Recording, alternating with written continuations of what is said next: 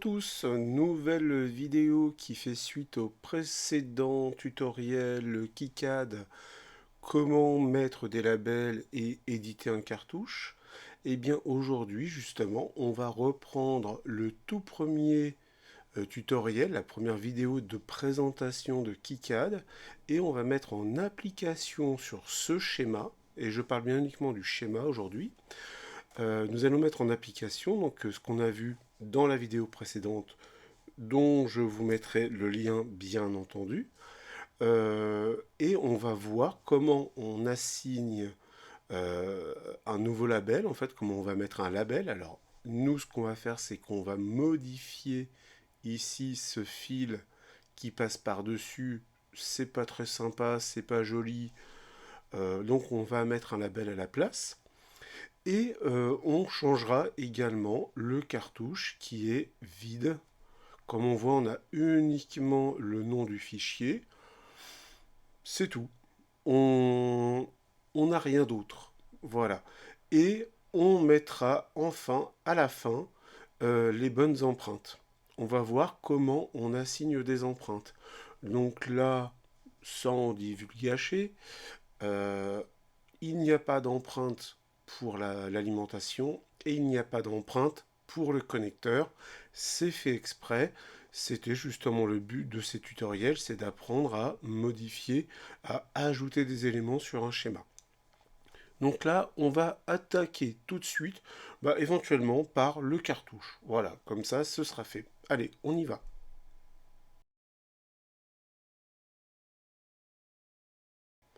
Le cartouche, eh bien, on l'a vu hein, dans la vidéo précédente. On fait un double clic dessus. Enfin, si ça veut bien, voilà. Et on va maintenant, ici, par exemple, pouvoir assigner la nouvelle date.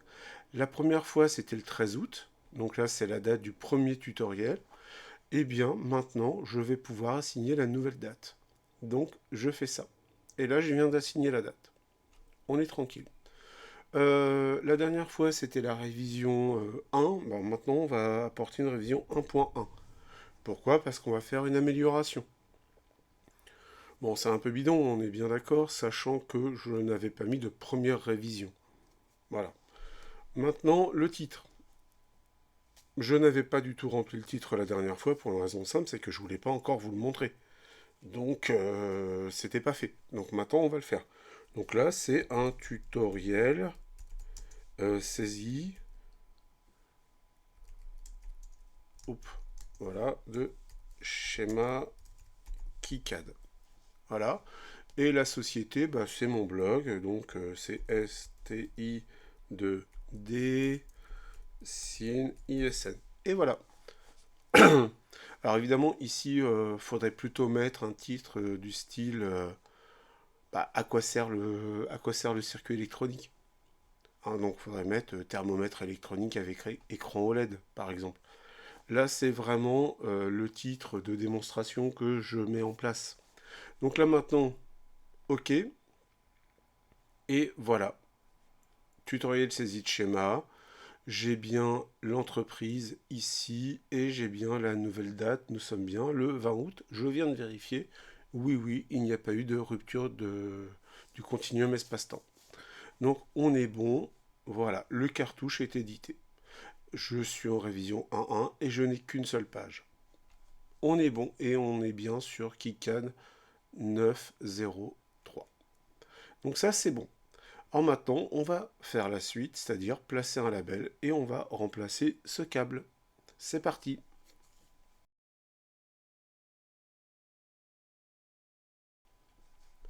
Alors le label, maintenant, hop, on est ici.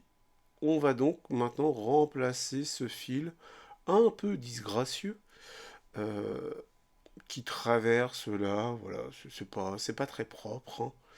Donc maintenant, ce qu'on va faire, c'est on va cliquer sur le câble, on va supprimer les parties qui ne nous intéressent pas. Voilà. Donc là, je viens de supprimer. Donc électriquement, il n'y a plus de contact entre la broche 2 qui s'appelle DQ ici et PB3. D'accord, la broche PB3, donc port B, troisième broche, ou plutôt quatrième broche. et c'est-à-dire la patte 2 sur l'empreinte physique de la θ unie. Alors, on a vu la dernière fois qu'on avait différents labels ici, d'accord? On a le label locaux, ici on a des labels de directives et ainsi de suite, on a les globaux. Nous, on va prendre un local. Voilà, on va juste prendre un local. On clique dessus, et là, bah, si on va regarder là, il n'y a rien. C'est normal, il n'y a pas de label local. Alors vous allez me dire, oui, mais il y a VCC, GND. Ok, mais ce ne sont pas des signaux d'information. C'est de l'alimentation, c'est de l'énergie. Donc nous, bah, il va falloir qu'on lui donne un petit nom. Bah, il peut s'appeler DQ ici. Hein, là, on a bien DQ. Donc on va mettre le même nom, DQ. Alors on va l'appeler DQ. Voilà. Et on fait OK. Et là, regardez, mon curseur s'appelle DQ. Hop, je viens le placer ici. Alors je suis toujours en mode label. Vous regardez, mon curseur, il y a la lettre A qui est soulignée. C'est exactement le même symbole. Regardez, je l'ai mis côte à côte. C'est bien A souligné. Alors donc, je vais pouvoir réutiliser la même fonction. Donc je vais me placer un peu n'importe où. Hop. J'ai déjà DQ qui est dans la liste. Je prends DQ. OK. J'ai dit OK. Voilà. Et voilà, c'est fini. Alors maintenant, si je veux arrêter cette fonction, soit je vais cliquer sur le curseur ici, soit je fais clic droit, annuler. Et là, c'est fini. Ben, en fait, il revient au curseur. Donc là, j'ai bien mon fil virtuel qui fait hop et qui arrive sur DQ. Voilà. Là, j'ai pas d'assignation ici. On laisse comme ça pour l'instant. Donc là, ça y est, on a fait la deuxième étape qui nous intéressait aujourd'hui, c'était mettre un label et assigner ici une broche à une autre broche. Ça, c'est fait. Or maintenant, qu'est-ce qui nous reste? Eh bien, on sait que ici, nous n'avons pas de boîtier.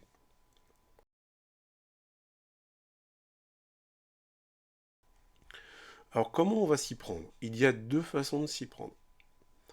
La première, ici, on prend le composant, clic droit, propriété, ou le raccourci E, et là on se rend compte qu'ici il n'y a rien, c'est vide.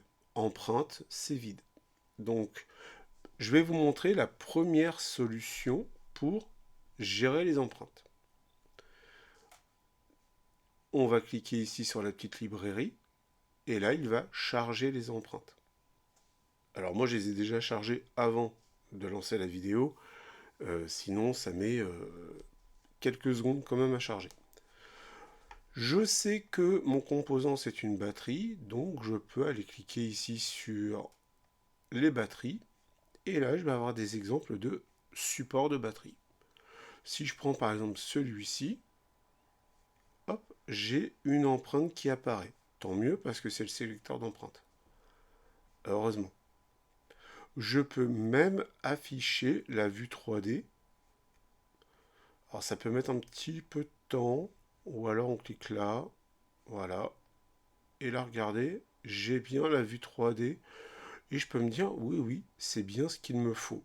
Donc dans ce cas-là, si c'est bien celui qu'il me faut, je fais OK. Et j'appuie là. Et là, regardez, il me l'a pris. Il est bien là. Je fais OK. Et là, je suis bon. Il n'y a pas de souci. Il me reste un composant, c'est celui-ci. Je vais vous montrer la deuxième possibilité maintenant pour assigner une empreinte. La deuxième possibilité, eh bien, elle est ici. Assigner empreinte. D'accord? Je vous montre. C'est ce bouton-là, ici. Assigner empreinte. Entre la petite vue d'oscilloscope et le petit tableau. Alors, ce bouton-là est vraiment très très très pratique. Je vous montre. On clique dessus. Et on va avoir la liste des composants ici qui va apparaître.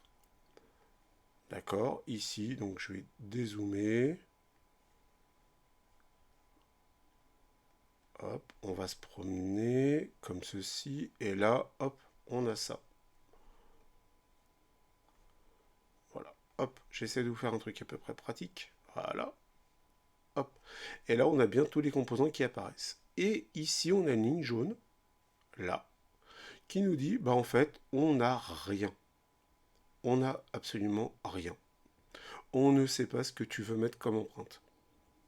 Et ça, c'est vraiment super pratique parce que c'est vraiment l'outil que j'adore dans KiCad, ce gestionnaire d'empreintes, hyper visuel, hyper propre, hyper simple, vraiment, franchement, très agréable à utiliser. Vraiment très très très agréable. On nous liste directement les composants. Donc si ici je n'avais pas encore assigné l'empreinte sur le coupleur de pile, sur l'alimentation, bah ici on aurait une ligne jaune aussi. Donc là maintenant, comment on va s'y prendre? Bah, c'est très simple, on clique là-dessus, et déjà quand on clique dessus, on va directement en composant. Ça c'est génial. Si je clique là-dessus, hop, vous avez vu, il se déplace tout seul. Je reclique là, il se déplace là. Comme ça, je vois exactement de quoi il s'agit. Donc là, je sais que c'est un connecteur à 4 broches. On va aller chercher les connecteurs à 4 broches. Et moi, ce que je veux, c'est un pin header. Alors, c'est quoi un pin header? C'est les connecteurs que l'on trouve sur les cartes Arduino, par exemple. Donc, ça pourrait être un pin header comme ça. Remarquez, ça pourrait être aussi un pin socket. On va prendre un pin header. On va voir ce que ça donne. Donc là, je choisis ma famille ici. Et là, de ce côté-là, je vais choisir l'empreinte.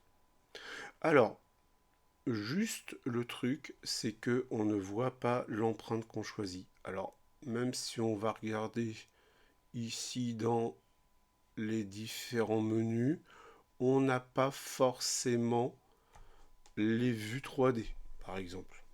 C'est pas super grave. Donc là, ici, je rappelle, d'abord, première étape, on va choisir la librairie qui nous intéresse. Et là, on va choisir le composant en lui-même. Donc nous, ce qu'on veut, c'est un 4 broches sur une rangée. Donc, surtout, ah oui, pardon, j'ai oublié de préciser, à 2,54. D'accord? Un dixième de pouce. Donc ici, je veux du 1 x 4. Comme j'ai sélectionné les 2,54, je n'ai que des 2,54 dans la série, ici. Et je vais par exemple choisir le vertical qui est là. Et je vais faire, par exemple, appliquer, sauver. Et là, ça va sauvegarder, appliquer, sauvegarder et OK. Et là, si je relance ici, ah, il ne me l'a pas pris, normalement, il aurait dû... Ah, mais non, pardon. Voilà le truc que j'ai oublié de faire. Ouais, c'est ça, voilà, ça peut arriver. Je retourne dessus. Je vais vous montrer ce que j'ai oublié de faire. Double-clic. Voilà. Et j'avais oublié de l'affecter en faisant double-clic. Pardon. Donc là, le double-clic, on n'oublie pas. Maintenant, OK. Ouf, c'est bon, c'est fait. Si je retourne là-dessus, c'est bon, il est bien enregistré. Sauver. OK. Là, vous avez vu, je n'ai pas de petite étoile ici parce que le fameux sauver appliqué, c'est comme si j'avais cliqué sur la petite disquette là-dessus. Eh bien, clairement, cette partie de tutoriel est terminée. On aura quoi à faire par la suite? Eh bien, transférer ce schéma vers le PCB pour en faire un circuit imprimé. Pour l'instant, on a fini, on a fait ce qu'on voulait, c'est-à-dire placer des composants, mettre des labels, remplir le cartouche et assigner toutes les empreintes. Et c'est fini, c'est fini, on est tranquille. Là, on est carrément tranquille. Voilà. Donc j'espère que ce tutoriel va bien vous aider. N'hésitez pas à me renvoyer un message si jamais ça ne va pas. Et prochain épisode, bah, ce sera le PCB. On exportera vers la partie PCB. À très bientôt.